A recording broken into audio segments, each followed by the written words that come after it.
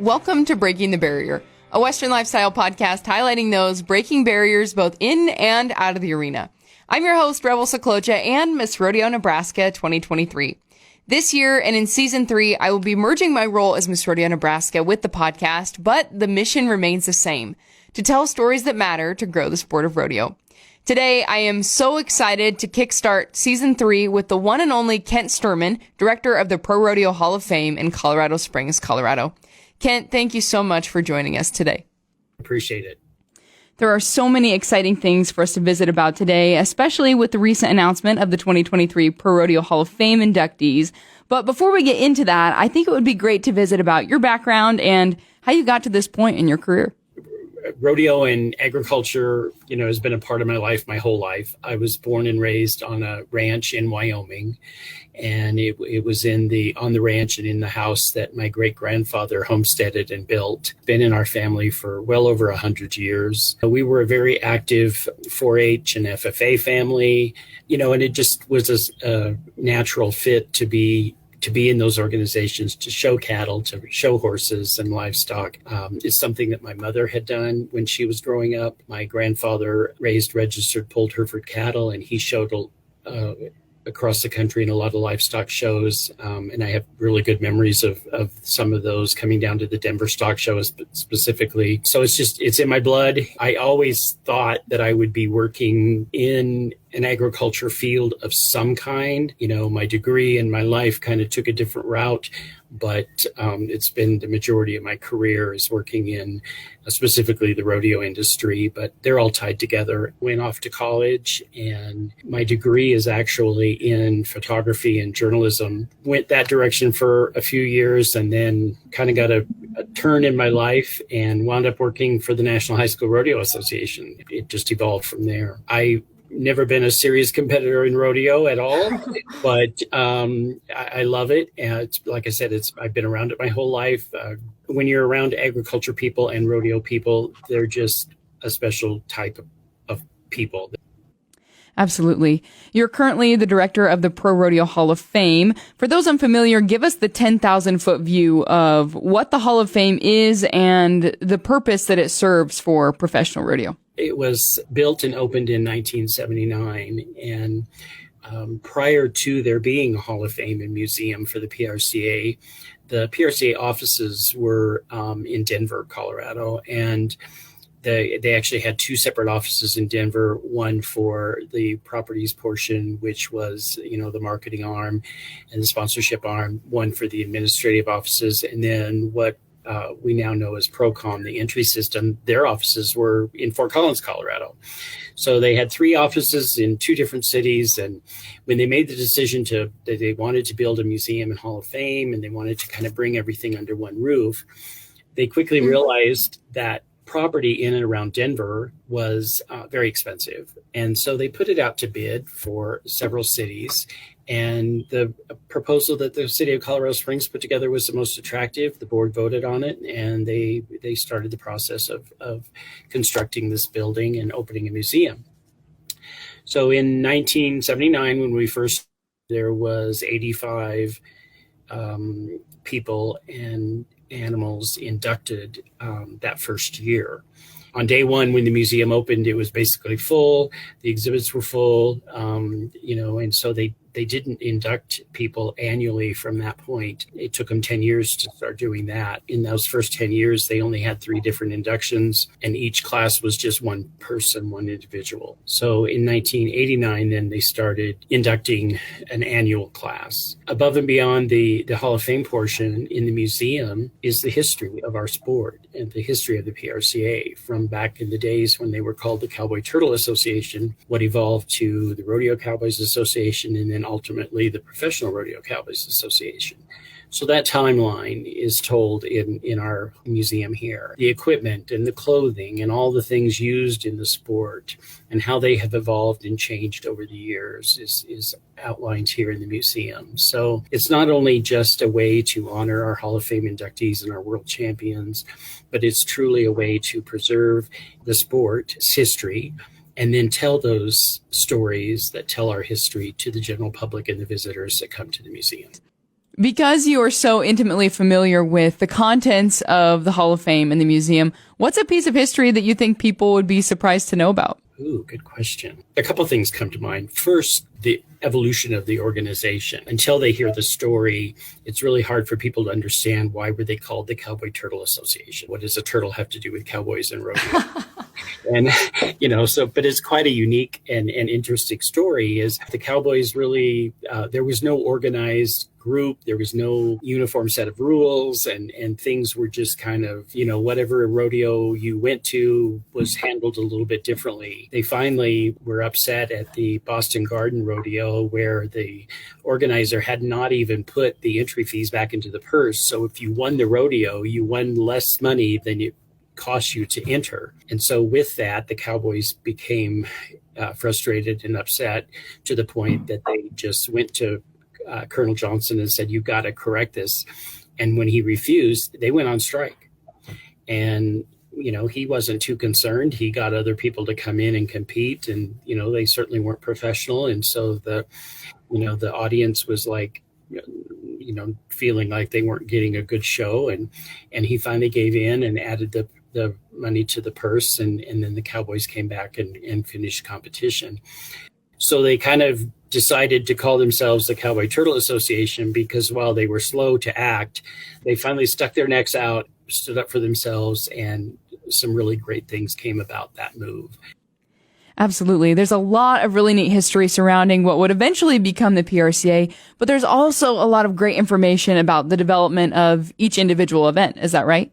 The event of steer wrestling, which is one of my favorite events to watch, it was started basically or invented by Bill Pickett, an African-American cowboy in the late 1800s, who when he went to bring the steer down, bit the steer's upper lip and brought him down. And we actually have pictures of that process and people doing that in the event. And so then that evolved into what steer wrestling is today. And those kind of stories, how things originated and then how they evolved, the average rodeo fan or somebody sitting in the stands watching it would have no idea. And so those are the kind of stories that I enjoy telling people and I enjoy portraying in the museum, is because you would never think that that's how this came about. That's some really neat history. Learning about rodeo is not as simple as learning about soccer or football or any sport really, with one set of rules, with all of the different events and whatnot. What are some of the most common questions you receive from visitors of the Hall of Fame who are new to rodeo, just exploring and learning? The judging and how the riding events are scored is always interesting to people, because they know there's animals involved, obviously, but they don't realize that the animal being a true athlete is just as important as the cowboy or cowgirl, because half the score comes from that animal. So, if the animals aren't performing up to their potential and if you get a dud, then your score is affected. So we have that element of the animals in our competition that most other sports don't have. You never know what an animal's going to do, and they have good days and bad days just like people do. What I love most about you saying that is by asking about the animals and the scoring of the animals, that kind of also opens the door to talk about animal welfare and the care that these athletes receive. Another misconception that a lot of people come in with the attitude is how we get the animals to buck. They're under the impression, that they're forced in some way, that they're, that we cause pain to them to get them to buck and that kind of thing. So it's always a really favorite time of mine to be able to, tell the people the truth, show them the equipment, tell them how they're cared for and how they're used in competition. 99% of the people hear that and understand it, then they don't have any problems with it. And so it's always a good opportunity to be able to, tell the truth about our sport and get the information out to people that truly don't understand. And if you weren't born and raised around it or really took the time to study it, you're not going to know those things. I think the fact that we induct these animals into the Hall of Fame just shows how much we truly do care about them.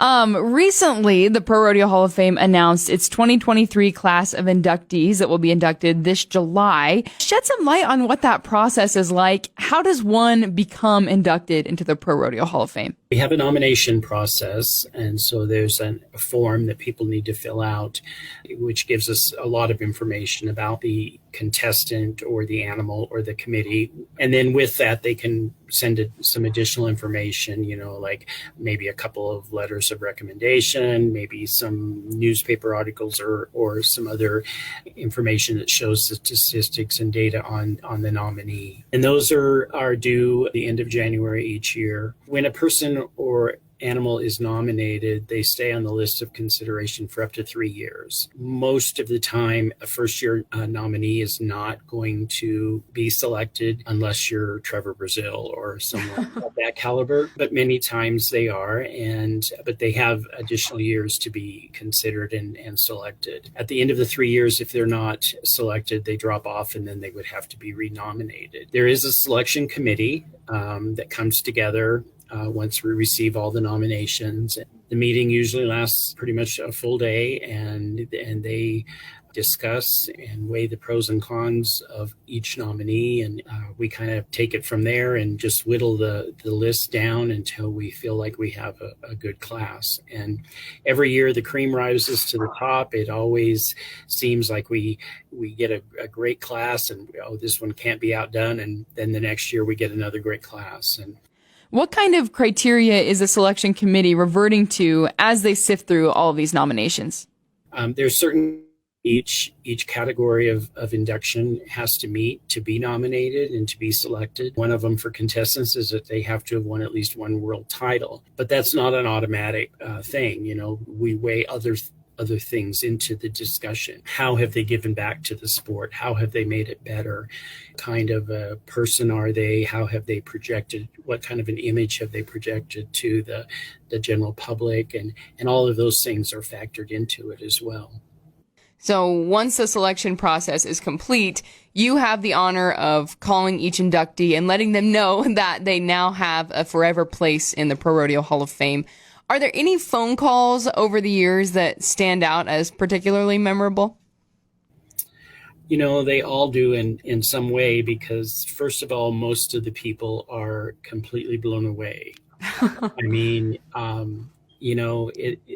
most of them will tell you that, it's not something that they, years ago when they bought their card and were competing in their first rodeos, it wasn't like I'm going to be in the Hall of Fame someday.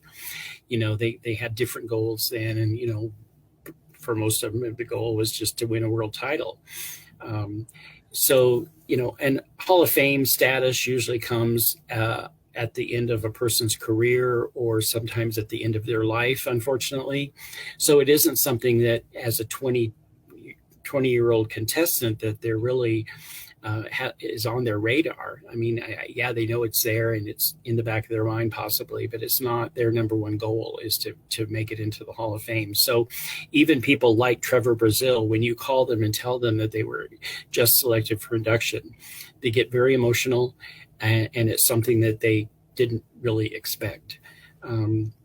So every phone call is unique and different, and some of them get pretty emotional, as I said, and others, we had an inductee just recently that said, let me think about it and I'll get back to you.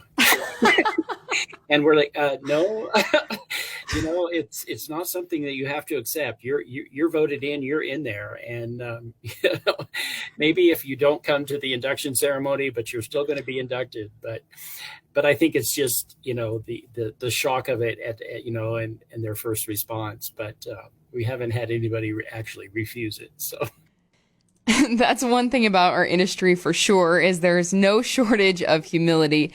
But as we inch towards the summer and get closer and closer to induction weekend, shed some light on that celebration. Induction events it's 3 days of events.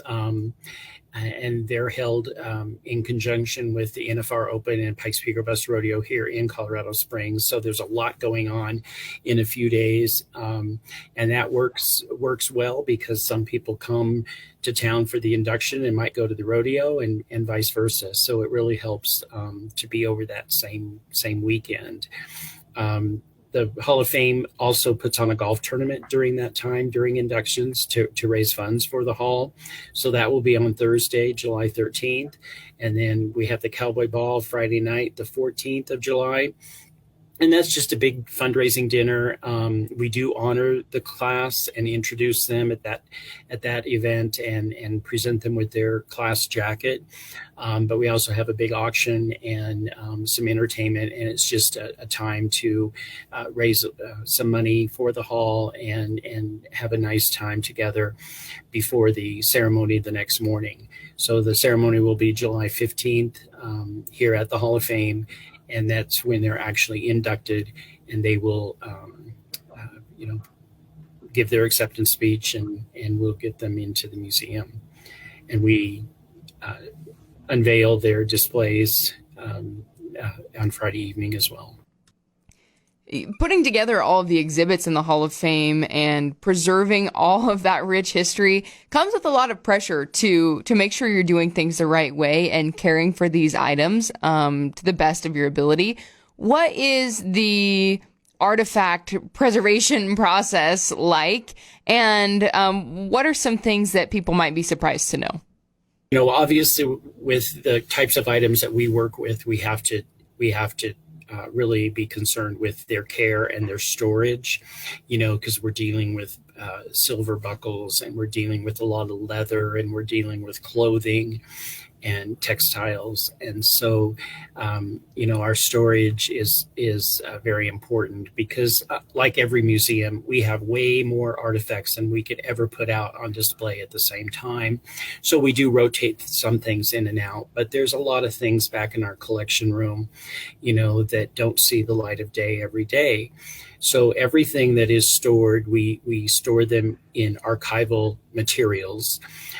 So the boxes or the files or the tissue or anything that they are wrapped in or stored in has to be archival, which is basically acid free. So there's less deterioration options. We have to be concerned with the temperature in the room and making sure that it doesn't fluctuate a great deal one way or the other. Of course, flooding could be an issue, so we have to make sure that we've got stuff stored in a way that if we did have a water leak or something, that it's not going to ruin a lot of artifacts. And then the other piece of it, is everything that we have in the museum belonged to someone at some point. And there's a story behind that item. And so we have to treat that item with the respect and the dignity that it deserves, because it was important to somebody at one time. It is a piece of their story and a piece of their life. And now they have entrusted it to us for eternity, basically. A lot of the items that we get are on loan. Meaning that the person that gave them to us can take them back at any time. And a lot of inductees will do that because then, as they pass on, or what they might want to leave them to their children or grandchildren. But some of them are fully donated to the hall, so they become property of the Hall of Fame. And it's our responsibility then to preserve those and take care of them and live with us forever. So, and it's fun to bring those things out that don't get to be seen often into its own exhibit, or in some cases, inductees have given us more items than we ever would have room in their display, so we can switch things out and kind of change their display on occasion. And then there's unfortunately some pieces that can never be brought out because they're far too fragile, too old, and just we couldn't risk the exposure to the elements or to people, even though most of them are behind glass. They can't be touched or used in a way that would deteriorate them. And for instance, our oldest collection here at the Hall of Fame is the Heffley Shelton Wild West Show collection, and it's all the props and costumes and everything that the Wild West Show used in the late 1800s and early 1900s. And a lot of aspects of rodeo had its roots in the Wild West shows. So that's a very important piece of our history. But unfortunately, because they're so old, some of those items are just not able to be out. But we still store them properly and have them on our digital database for people to still enjoy. So it's a part of our history. It's a part of a person's life. And so we take our responsibility of preserving that history and telling those stories very, very seriously. With such an intimate knowledge of our sport from its early beginnings until the present day, what are some hopes that you have for the industry moving forward? My hope for the industry is that it's able to continue, and by all indications, it will and should. It's becoming very, very popular. All of our rodeos are reporting record crowds and record ticket sales. Certainly after the pandemic, they came back very, very strong, and I just think that the popularity of rodeo and our agriculture events is just. I don't think we've ever seen it this popular, perhaps. And maybe that's can be attributed to technology today, where it's so easy to get the word out through, all of the different media outlets and social media and all the ways that we communicate today, that we're able to get those stories out quicker and just in real time, and back in the day that wasn't possible. And so the word spreads a lot quicker, and I think as country music stays popular and as, those kinds of related events and activities, it's just good for our industry, and Western clothing. And it's cool to dress Western and wear boots. And you see people in the inner cities doing that. My fear is, like everything, the economy affects everything. I think as, the agriculture is a tough life. It's a fun and great life, and it's very rewarding. And I wouldn't trade the way that I was raised for anything. But it's very difficult, and it's a hard life. And as we see the decline in the family farms and ranches, and less people grow up in a rural setting, sometimes I worry about that and what that means for our future. I wish people would remember, every day that they would not be eating without a farmer or rancher on this planet. And so, but I think, we're a tough breed, and people raised in this industry are resilient, and it is that gives some hope for the future. And we have a lot of other battles that we have to, certainly the animal welfare and animal rights issues and those kinds of things. But I just think we've done so many great things in the industry to preserve our sport and to ensure that it will continue well into the future. One thing that's really evident about you is how much you truly care about giving back, particularly to youth. In fact, I met you because you were a judge at the Miss Rodeo Nebraska pageant last year. What's a piece of advice that you'd like to pass along to a young person just getting started in our industry? Well, I think for somebody who wants to be a competitor, I just think that you have to, to learn as much as you can, and go to schools and clinics, and get all the help that you can. You will find that people in this industry are very giving. Nobody has secrets. I mean, they're all very willing to share their knowledge, share their experience with the up and coming athletes in our sport.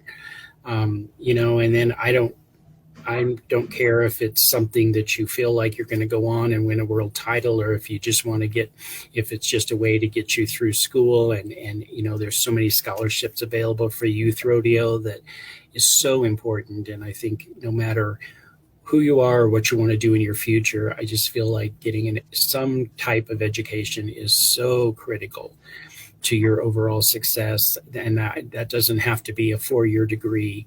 There are so many wonderful things that people can learn in trade schools, and we need all those kinds of careers in our world and in our industry to be successful. So, but just getting an education is so important. And then just working hard. And, it's like no other sport. You've got to practice, you've got to train, you've got to be physically fit, you've got to be mentally fit. And I just think that there's so many resources out there that if this is something that people want to do, there shouldn't be anything standing in their way. That's something I believed for my whole career. And when I was with high school rodeo and saw how many people come through that organization and how many kids maybe that wouldn't have received a college education, but for the scholarships that we awarded them through high school rodeo was invaluable. And that's incredible. Well, as we round out our conversation today, is there anything you'd like to share that we haven't touched on? Just one thing about the museum that is my favorite part is, it's not many museums that you can go to and see animals. And, we have our animals inducted, but during the summer, we bring live retired rodeo animals here to the Hall of Fame that live in our barn, that become a part of the museum experience, that guests are able to go out and visit. And that is something that the Hall of Fame had done from the very beginning in 1979, but the program had went away. And when I started years ago, that was something that I wanted to bring back, because I remember coming here as a young man and enjoying that part of it. And it's such an important piece of our sport. As I mentioned before, animals are half the competition. That story needs to be told as well. And so it's really, we worked hard to remodel our barn so that it's totally handicap accessible. And we bring animals here to the Hall of Fame each and every summer. And it's the most popular part of the museum for most of our guests. And I'm really astounded that, Colorado Springs is a city, but it's not that big. But we get a lot of school groups and stuff through, and the number of kids that live in this small town that have never seen a live horse in their life. And so it's just great to have that piece and be able to tell that part of our story and that part of our history to the general public. And, so that's a unique part of the museum that hopefully people know, but if they don't, they'll know it when they come, because we love having the horses here and the people love them. It's a really cool aspect of the Hall of Fame for sure. Well, Ken, thank you so much for this candid conversation today. It was so great to visit and learn more about the Hall of Fame, especially with inductions coming up in July. This truly was a pleasure. Thank you. Well, thank you. I appreciate you having me on, and I love rodeo and I love the Hall of Fame, so I could talk endlessly. Well, once again, that was Kent Sturman, director of the ProRodeo Hall of Fame and Museum in Colorado Springs, Colorado. Thanks to the Rural Radio Network for the use of their studio in producing this podcast. As a reminder, seasons 1 and 2 of Breaking the Barrier are available on Spotify and Apple Podcasts. Stay tuned for more new content coming soon. Thanks so much for tuning in.